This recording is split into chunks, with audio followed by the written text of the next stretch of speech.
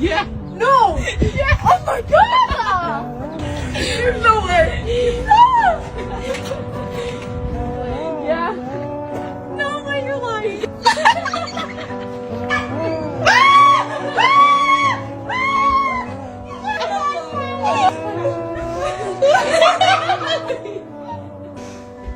Are you serious? Oh my god, it's so cute! No way!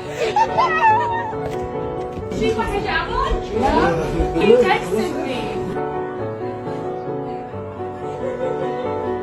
Please! Wait, what? This is my trigger.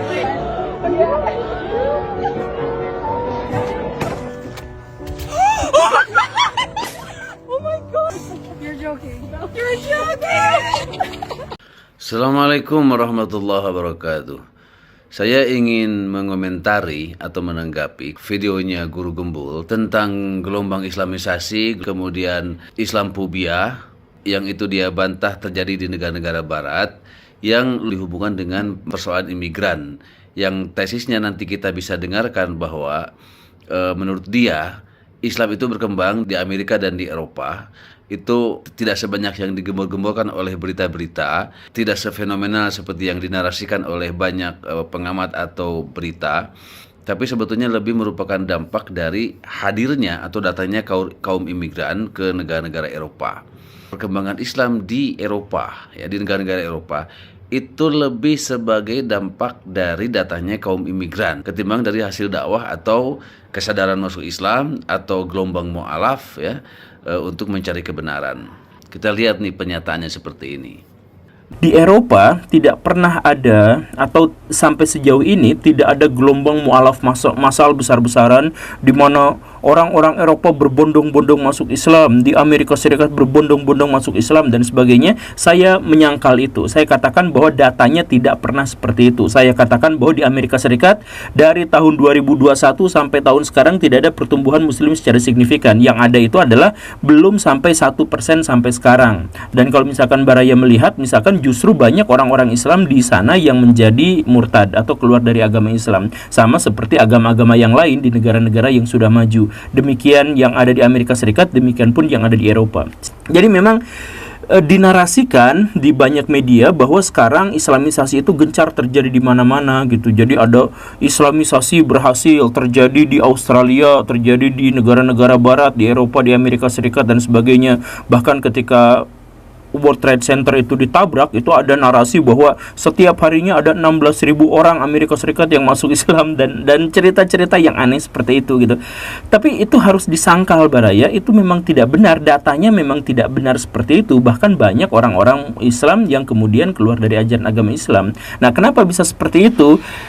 Ya, harus digarisbawahi bahwa memang orang-orang Eropa mendapatkan banyak sekali tambahan kaum muslimin, tetapi itu bukan dari mu'alaf, itu dari imigran.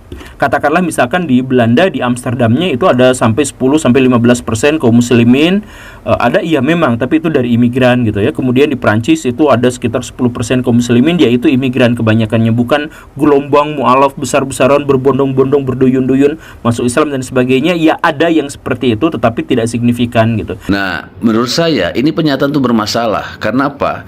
Karena sebetulnya dakwah atau islamisasi atau gelombang mu'alaf yang terjadi di dunia barat sekarang dan juga di negara-negara Asia itu adalah satu fenomena yang tidak bisa dibendung.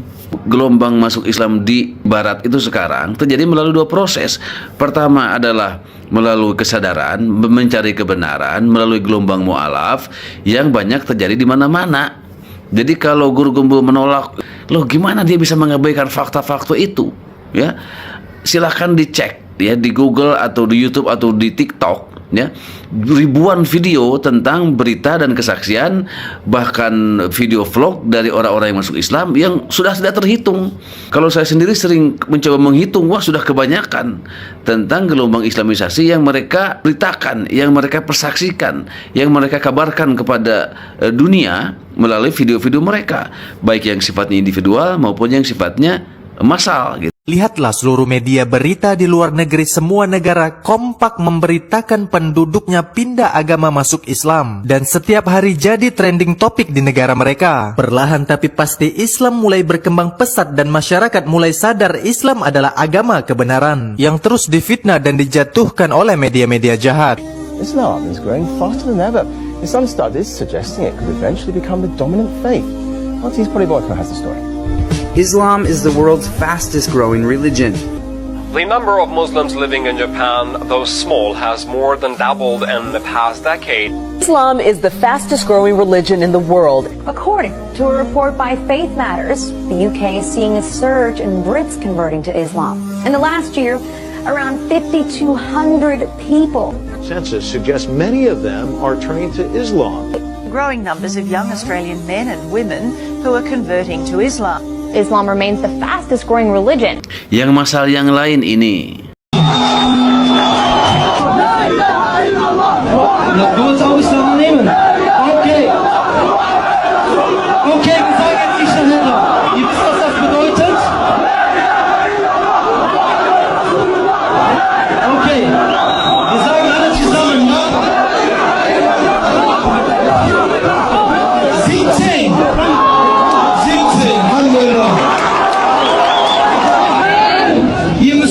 Wenn ich Ashhadu sage, ihr macht mit, okay? Ashhadu an la ilaha illallah wa ashhadu anna Muhammadan Rasulullah.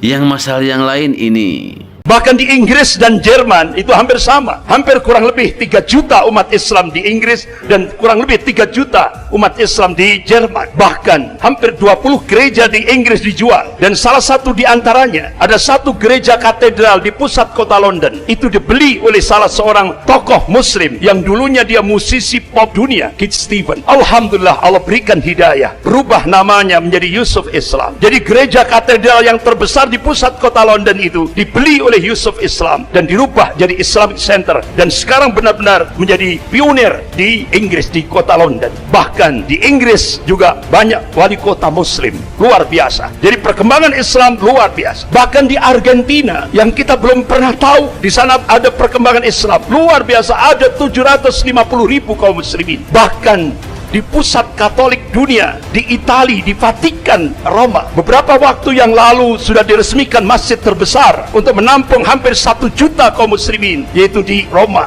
Vatikan. Luar biasa. Jadi perkembangan kaum muslimin, benar-benar apa yang dilakukan riset oleh The Pew Forum on Religion and Public Life, ini sebuah realitas, sebuah fakta. Jadi diprediksi 2010 sampai 2050 peningkatan jumlah kaum muslimin diprediksi 73%. Bahkan lembaga riset dunia The Pew Forum on Religion and Public Life memprediksi 2070 Islam akan menjadi agama terbesar di seluruh dunia. Padahal ini lembaga riset milik orang kafir, milik golongan kafir, tapi dia meyakini masa depan ada di tangan Islam. Bahkan National Intelligence Council, Dewan Intelijen Nasional yang menaungi 15 negara di bawah kepemimpinan Amerika melakukan riset. Hasilnya dipublish di media internasional. Start 2020 akan terjadi kebangkitan Islam global, dan itu akan terus bergerak di seluruh dunia, terutama sekali dunia Islam. Bahkan Dinas Intelijen Rusia memprediksi akan terjadi kebangkitan Islam,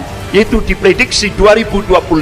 Rasulullah SAW mengabarkan kepada umatnya, kalau Rasulullah SAW, Inna Allah yab'athu li hadil ummah ala ra'si kulli mi'atin sanatin mayyujaddidu laha dinaha. Rawahu Abu Dawud. Rasulullah mengabarkan, sesungguhnya Allah akan memunculkan, akan membangkitkan di tengah-tengah umat ini dalam setiap penghujung 100 tahun, yaitu seorang al-mujaddid, pembaharu di dalam agama ini. Imam Ahmad rahimahullah, beliau mencoba untuk mencari hadis-hadis sahih dalam kutubus sittah. Masya Allah, dengan matan hadis yang sama beliau cari dalam kutubus sittah. Alhamdulillah beliau temukan hadis-hadis yang sahih. Beliau pelajari, beliau teliti, beliau kaji secara dalam. Akhirnya beliau mengambil satu khulasah, kesimpulan mujaddid yang pertama, yaitu Khalifah Umar bin Abdul Aziz rahimahullah, yaitu cucunya Khalifah Umar bin Khattab radhiyallahu anhu. 100 tahun lagi mujaddid yang kedua, gurunya Imam Ahmad, yaitu Imam Syafi'i rahimahullah. Kemudian 100 tahun lagi, jawabannya wallahu a'lam, hanya Allah yang tahu. Beberapa ulama-ulama dunia, salah satu di antaranya yaitu wakil sekjen Rabithah Ulama Palestina di Bilad Syam, beliau adalah Syekh Dr. Abu Bakar Al-Awabidah. Selama di penjara Israel, beliau mencoba melakukan riset dengan pijakan Al-Quran dan As-Sunnah dan kitab-kitab yang ditulis oleh ulama-ulama ahli sunnah. Akhirnya beliau mengambil satu kesimpulan, insya Allah kalau beberapa ulama-ulama ahli sunnah melakukan hitungan matematis dan itu hijriyah tapi dicoba dimasehikan, insya Allah akan terjadi Sofatul Islamiyah itu 2024, berarti kurang 3 tahun lagi. Tapi semuanya wallahu a'lam, hanya Allah yang tahu. Sedangkan video-video yang sifatnya pribadi sudah tak terhitung, termasuk di Indonesia yang sering dijelaskan dalam acara-acara login, Kohdon Ditans tuh yang mu'alaf yang terus mencoba menyadarkan orang Kristen untuk masuk Islam. Yang masuk Islam di Indonesia melalui Kohdendi itu sudah banyak, belum melalui yang lain-lain. Jadi sekali lagi saya jelaskan bahwa fenomena Islamisasi itu berkembang melalui dua cara atau dua fenomena. Pertama melalui gelombang kesadaran, pencarian tentang agama yang benar, ya, sehingga mereka banyak yang masuk Islam, atau menemukan kesalahan-kesalahan agama Kristen, tidak memuaskannya logik, ya, akal pikiran dari agama Kristen, kemudian mereka menemukannya dalam Islam. Banyak kalau kasusnya, ya, dari mulai tentang konsep Tuhannya yang diperdebatkan terus-menerus oleh orang-orang Kristen sendiri. Apakah Yesus itu Tuhan atau bukan? Is Jesus God or not? Apakah Tuhan itu apakah Yesus Tuhan atau bukan? Itu kan sudah menjadi perdebatan terbuka di Amerika, di Eropa, di mana-mana gitu. Kenapa? Karena memang konsep ajaran Kristen tentang Tuhan itu memang problematis, banyak masalah, tidak masuk akal dan sebagainya, gitu, lemah gitu. Yesusnya yang oleh orang Islam diimani sebagai nabi, ya, sebagai nabi ke-24 sebelum Nabi Muhammad SAW, oleh mereka dituhankan, dan ini menjadi perdebatan terus menerus. Jadi banyak masalah dalam konsep ajaran dan sejarah tentang ketuhanan itu sendiri. Nah, yang kedua, memang tidak bisa dihindari dari gelombang imigran, yaitu imigran orang-orang Timur Tengah yang datang ke negara-negara Eropa. Itu juga sama menyumbangkan fenomena Islamisasi atau data Islamisasi. Kehadiran mereka itu banyak menyebabkan terjadinya penyadaran terhadap Islam, ya, akibat interaksi dengan kaum imigran itu. Mereka menjadi tertarik kepada Islam, mereka kemudian belajar, mereka diskusi, kemudian banyak yang masuk Islam. Kemudian melihat keluarga orang-orang imigran yang harmonis, ya, yang keluarganya nyaman-nyaman saja, yang punya beberapa anak dan sebagainya. Jadi mereka melihat kaum imigran Timur Tengah yang Muslim, yang hidupnya tenang dan nyaman, berkeluarga, kemudian ada interaksi, berdialog tentang agama, lalu kaum imigran itu menjelaskan tentang Islam, kemudian mereka tertarik dan sebagainya, banyak itu. Jadi kaum imigran satu sisi menyumbangkan memang data Islamisasi, yang kedua memang melalui gelombang Islamisasi. Ini ditolak oleh Guru Gembul bahwa itu tidak benar, bahwa itu narasi yang dibuat-buat dan sebagainya. Bagaimana dia bisa mengatakan begitu? Sementara fenomenanya, bukti-buktinya, berita media massa, dari media-media internasional, dari video-video, dari tulisan, banyak sekali gelombang Islamisasi, gelombang mu'alaf berupa penyadaran mencari agama yang benar dan mereka menemukannya di dalam Islam. Bagaimana itu bisa dikatakan sebagai sebuah narasi yang dibuat-buat gitu? Sekarang akan saya tampilkan berita-berita dari media nasional, dari media internasional, dari riset global, kemudian dari tokoh-tokoh dunia, dan dari kalangan pemimpin Kristen sendiri. Lihat berita-berita di atas ini sebagai bukti bahwa Islamisasi bukan omong kosong, bukan ngarang, bukan kebalik. Memang sedang terjadi di mana-mana. Saya sendiri pernah riset di beberapa media, dari video-video dari media-media internasional tentang gelombang Islamisasi yang terjadi di Amerika Serikat pasca pemboman World Trade Center 2001. Saya tulis sebuah artikel, dimuat di Pikiran Rakyat, kemudian direposting lagi nih oleh orang lain. Ini di tulisan saya nih. Saya pernah menulis itu, yang mengabarkan bahwa pasca pemboman World Trade Center tahun 2001 itu, ternyata 20.000 orang per tahun masuk Islam di Amerika. Luar biasa. Yang tidak kita lihat adalah gelombang kristenisasi. Silakan tunjukkan kalau ada. ya, gelombang berita kristenisasi yang terjadi di berbagai negara? Saya yakin nggak ada, gitu. Apakah tidak ada orang yang keluar dari Islam? Yang murtad juga ada, gitu. Tapi sifatnya individual. Alasannya pernah saya tulis itu hanya 3 saja. Pertama, dari keluarga gado-gado yang banyak agama di keluarganya, sehingga tidak ada komitmen, ideologi, akidah yang kuat di keluarga itu, sehingga dia mudah keluar dari Islam. Yang kedua, dari mereka yang tidak punya pendirian, agamanya tidak dihayati, ya, tidak punya sikap, akidahnya lemah, dan tidak mendapatkan pendidikan Islam yang kuat sejak kecil di keluarganya. Yang ketiga adalah alasan pernikahan. Tujuan pernikahan bukan mencari kebenaran, bukan keresahan mencari agama yang benar. Hanya itu yang terjadi. Beberapa orang Islam murtad dari agamanya. Tapi yang murtad dari Kristen bukan kasus-kasus individu. Ini fenomena dunia. Di berbagai negara sedang terjadi. Nah, kita tidak sedang berlomba memperbanyak umat, enggak. Tapi bahwa fenomena Islamisasi di seluruh dunia, di mana jutaan orang sedang mencari kebenaran, itu tidak bisa dihindari, menemukannya dalam Islam. Begitu. Ini bukan soal puas tidak puas, bukan soal kebanggaan, bukan. Karena kualitas sebuah pengikut agama, kualitas seorang muslim, bukan ditentukan oleh jumlahnya. Bukan di situ kualitas umat itu. Tapi bahwa fenomena ini sedang terjadi. Orang-orang di seluruh dunia sedang mencari kebenaran. Ya, di barat itu akibat keresahan hidupnya, akibat tujuan hidupnya yang tidak jelas. Kemudian Kristen yang tidak bisa memuaskan kebutuhan jiwa penganutnya. Ajaran agamanya yang banyak tidak rasional, tidak logis. Konflik, pertentangan di dalamnya. Macam-macam. Memang tidak semuanya masuk Islam. Mereka yang resah, gelisah, tidak jelas tujuan hidupnya, kemudian mencari agama yang benar itu, sebagian ada yang masuk Buddha, ya, karena suka dengan spiritualitasnya. Ada yang menganut non-organized religion, yaitu agama yang tidak formal. Mereka mengamalkan inti ajarannya, ya, tapi tidak menjadi penganut Muslim, gitu.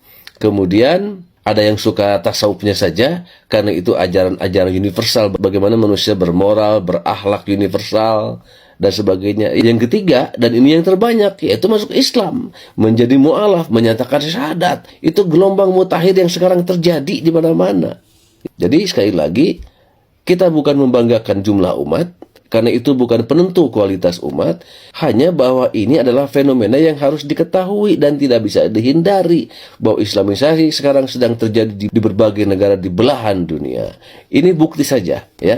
Buat komentar-komentar yang menunjukkan terbalik, kebalik, Pak, sambil ketawa, tapi menyebut kebaliknya itu mereka tidak menunjukkan bukti. Menyebut kebaliknya itu atau sebaliknya itu mereka tidak ada faktanya. Nah, video ini buktinya saya tunjukkan kepada Anda semuanya. Semoga paham. Nah, jadi bicara soal fenomena, soal jumlah itu harus pakai data, jangan hanya pakai asumsi dan pikiran sendiri. Jadi kan tidak kuat. Nah, sementara Islam di Amerika itu diakui oleh banyak pihak, banyak media, ya, banyak jurnalis di sana, ya, termasuk Hillary Clinton itu mengatakan Islam adalah the fastest growing religion in the US. Banyak sekali narasi itu, banyak sekali berita itu. Islam adalah agama yang paling cepat perkembangannya di Amerika, dan itu diakui oleh berbagai pihak. Jadi kalau bukti-buktinya yang banyak seperti itu, lalu Guru Gembul mengatakan kenyataannya tidak seperti itu. Kenyataan dari mana? Bahwa faktanya tidak seperti itu. Fakta dari mana? Dia sudah mengamati apa? Pertama, apakah dia sudah betul jalan-jalan ke setiap negara, kepada setiap negara bagian di Amerika, di setiap kota ke Amerika? Yang kedua, mana datanya? Bahwa perkembangan di Amerika itu tidak signifikan. Mana faktanya? Tapi fakta-fakta yang menunjukkan bahwa Islam adalah the fastest growing religion in the US itu banyak sekali. Dan jumlah totalnya ini nih angkanya. Dan dia katakan bahkan yang terjadi adalah sebaliknya. Justru banyak orang-orang Islam di Amerika yang keluar dari Islam menjadi murtad. Ini buktinya, gitu. Sambil dia bilang hanya bukti itu hanya memperlihatkan satu orang, kasus satu orang. Sementara dia bilang banyak nih di Amerika yang keluar dari Islam, yang murtad lagi. Kita bisa bandingkan antara video-video yang menunjukkan fenomena yang masuk Islam atau mu'alaf itu banyak sekali, dengan yang keluar dari Islam. Saya tidak menafikan yang keluar dari Islam atau murtad itu juga ada, tapi tunjukkan kasus-kasusnya. Saya yakin tidak banyak. Karena orang yang mencari agama dengan kesadaran dan menemukannya dalam Islam, ya, lalu agamanya dihayati, ya, lalu ditemukan kebenarannya, diyakini, dipegang, nggak akan keluar lagi, gitu. Kalaupun itu terjadi, itu hanya pada orang-orang yang belum kuat, sudah masuk Islam, akhirnya tergoda keluar lagi. Kasus 1-2, ya itu ada pasti. orang-orang yang kecewa karena dia tidak sungguh-sungguh mencari kebenaran, atau dia tidak menghayati agamanya setelah dia masuk Islam. Bisa jadi itu ada yang keluar lagi, atau masalah hidupnya lebih besar ketimbang dia masuk Islam yang bukan karena pencarian, bukan pencarian kebenaran. Dia senang sekali dengan kata dinarasikan, gitu ya, bahwa terjadi Islamisasi di mana-mana, di Amerika, di Eropa, dan sebagainya. Lalu angkanya kesannya dibesar-besarkan, ya, bahwa setelah terjadi di World Trade Center itu ada 16.000 orang Amerika yang masuk Islam. Loh, dinarasikan bagaimana? Itu fakta. Bahkan yang menyebutnya adalah media Amerika sendiri, dan bukan 16.000 tapi 20.000 orang. Jadi pasca pemboman World Trade Center itu bukan 16.000 orang masuk Islam setiap tahun, 20.000 orang. Jadi bukan dinarasikan, itu berita gitu. Belum diikuti oleh fakta-fakta yang lainnya. Dan fenomenanya terjadi karena begini. Setelah terjadinya bom World Trade Center yang menabrak 2 gedung kembar di Amerika itu, ya, yang mereka bilang itu sebagai terorisme, ya, atau Islamic terrorism, dan masyarakat dengan korban 200.000 lebih, dan masyarakat Amerika terbuka matanya, di zaman yang modern ini kok ada agama yang mengajarkan terorisme, kok ada agama yang sebiadab ini, kok ada agama yang mengajarkan pembunuhan dan sebagainya. Nah, itu hikmah yang saya sebut dalam tulisan saya sebagai teori tangan Tuhan. Artinya Islam di negara modern, ya, yang dituduhkan bahwa di Amerika terjadi bom World Trade Center itu yang dituduhkan kepada para teroris Islam, ya, itu akhirnya apa? Mengundang curiosity, mengundang kepenasaran rakyat Amerika untuk mempelajari Islam lebih lanjut, gitu. Kok ada agama sebiadab ini di zaman modern? Itu pertanyaan yang hidup di benak mereka. Akhirnya apa? Mereka kemudian mencari pengetahuan tentang Islam, mencari informasi tentang Islam dari sumbernya langsung. Setelah peristiwa itu, Al-Quran laku keras di Amerika, karena mereka langsung membeli Al-Quran, mereka membaca. Kenapa? Karena ingin tahu bagaimana doktrin sebuah agama yang sangat biadab boleh melakukan pembunuhan kepada orang-orang tak berdosa. Itu pertanyaan di pikiran mereka, gitu. Dan apa hasilnya? Ini yang tidak terduga. Dengan membaca Al-Quran, justru mereka menemukan ternyata inilah agama yang kami cari. Inilah agama yang menjawab persoalan hidup saya. Inilah agama yang meyakinkan. Inilah agama yang benar, dan sebagainya. Setelah apa? Setelah membaca Al-Quran langsung, gitu.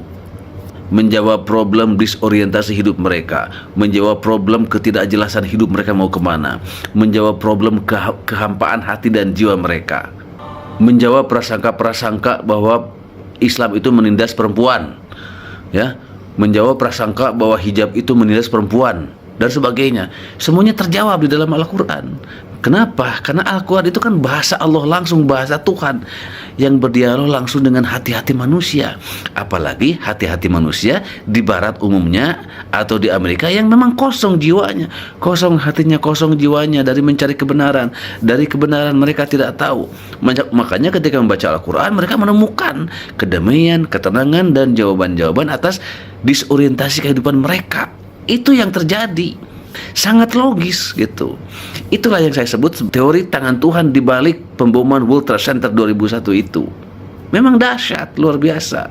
Itulah cara Tuhan menyebarkan Islam di negara superpower, ya. Selain melalui dakwah, melalui pendekatan yang logis, rasional, melalui dialog dan sebagainya, kan memang sudah ada Islam di Amerika. Tapi perkembangannya tidak sedahsyat setelah pemboman World Trade Center itu. Nah, ini hikmah yang tidak banyak diduga oleh orang-orang Islam, oleh masyarakat dunia, oleh masyarakat Amerika, itu.